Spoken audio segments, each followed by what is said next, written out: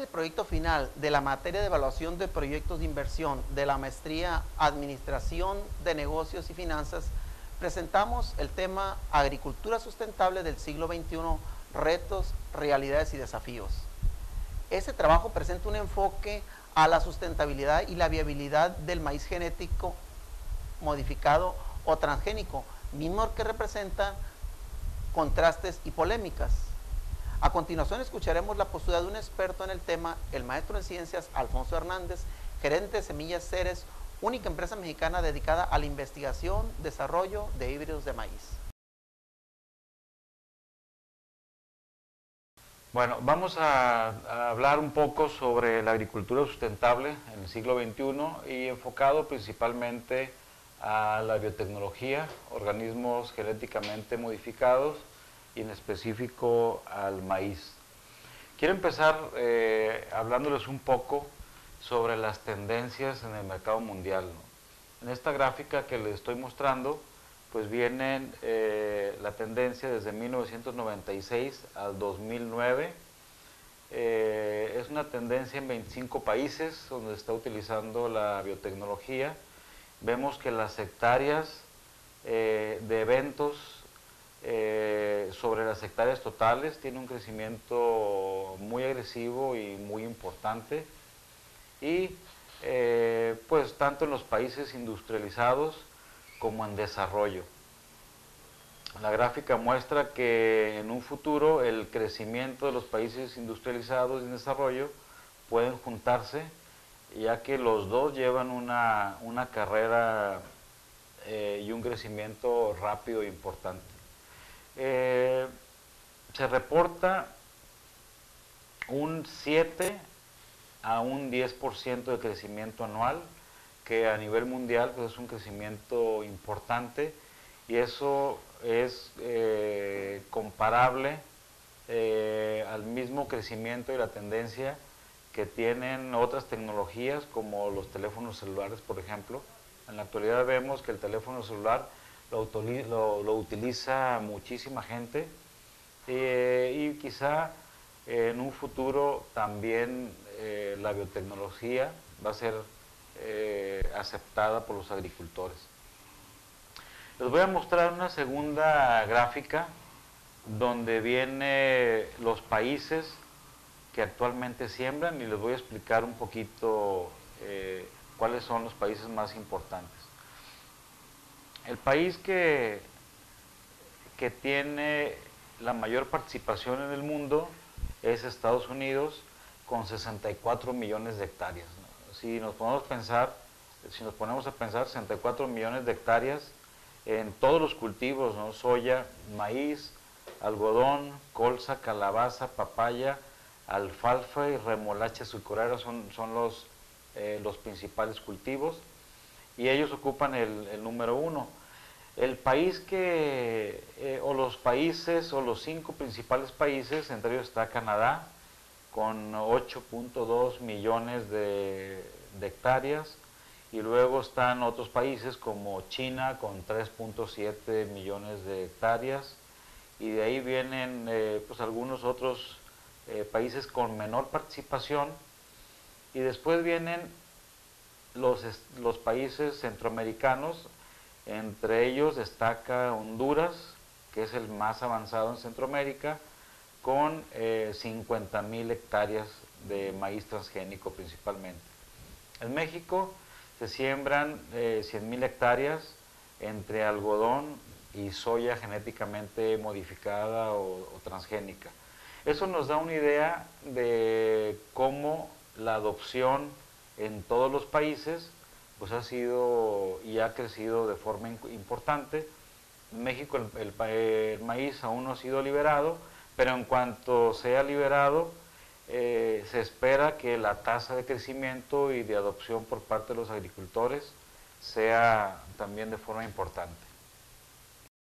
Ahora quiero presentarles la tendencia, el porcentaje de adopción de los cultivos genéticamente modificados, y vemos cómo la soya es la que tiene un mayor porcentaje de adopción, pero vemos que el maíz Después del año 2002 ha tenido crecimientos muy importantes y si ven la tendencia, pues muy pronto la curva de adopción del maíz va a ser igual o quizás superior al cultivo de la soya, ya que el maíz tiene porcentajes más importantes y más grandes de siembras en todo el mundo. Bueno, esto es la tendencia y el crecimiento y la curva de adopción de la biotecnología en el mundo. Ahora quisiera hablarles un poquito sobre la biotecnología enfocada a la evolución.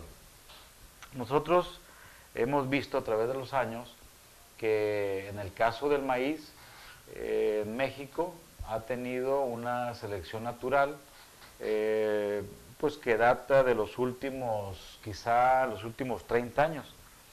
Hace 30 años a la fecha, el maíz se seleccionaba de forma manual por los investigadores que hacían los híbridos de maíz. ¿Qué quiere decir eso? Pues es una selección manual donde se hacía una cruza de un criollo de una zona con un criollo de otra zona, se seleccionaban las características visuales y se sacaba un maíz mejorado. Después esos criollos se cruzaron con líneas americanas de diferentes patrones heteróticos y nos fueron dando otras características como alto rendimiento, una mayor eficiencia, pero no deja de ser una selección natural.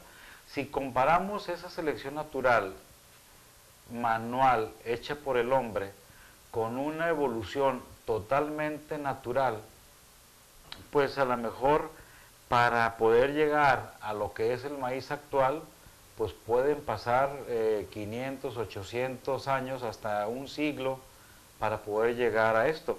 Si nos regresamos a los ancestros del maíz, los padres del maíz eran pastos que vinieron de Asia principalmente, se cruzaron con pastos centroamericanos y al final se cruzaron con pastos centroamericanos y mexicanos y dieron origen al maíz. Pero para poder llegar al maíz antiguo, pues pasaron quizá un siglo, ¿no? O una cantidad de años muy grande. Los investigadores logran hacer esto quizás en 30 años.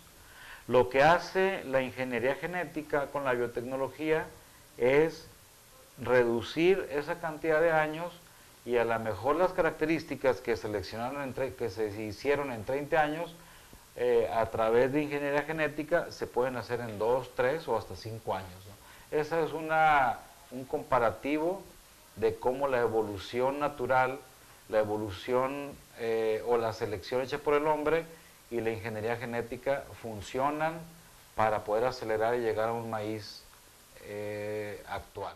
Yo quisiera concluir esta parte de explicación de la evolución en la biotecnología con la aportación que pudiéramos obtener de esta nueva tecnología.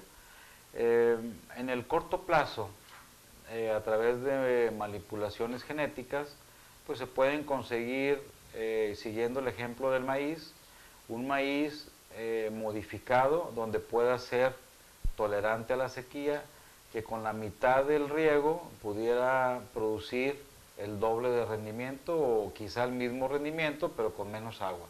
Otra aportación importante de la biotecnología que se está dando ya en algunos países de la India, donde la población tiene deficiencia de una vitamina y la obtienen a través de arroz genéticamente modificado que aporta esta vitamina y se está solucionando un problema de salud. Y en México, ¿por qué no? Quizá el producir elotes genéticamente modificados con una nutrición balanceada pudiera ser una solución para la gente que tiene problemas de alimentación o que no tiene suficiente alimentación, como en el sureste y algunas partes del centro de México.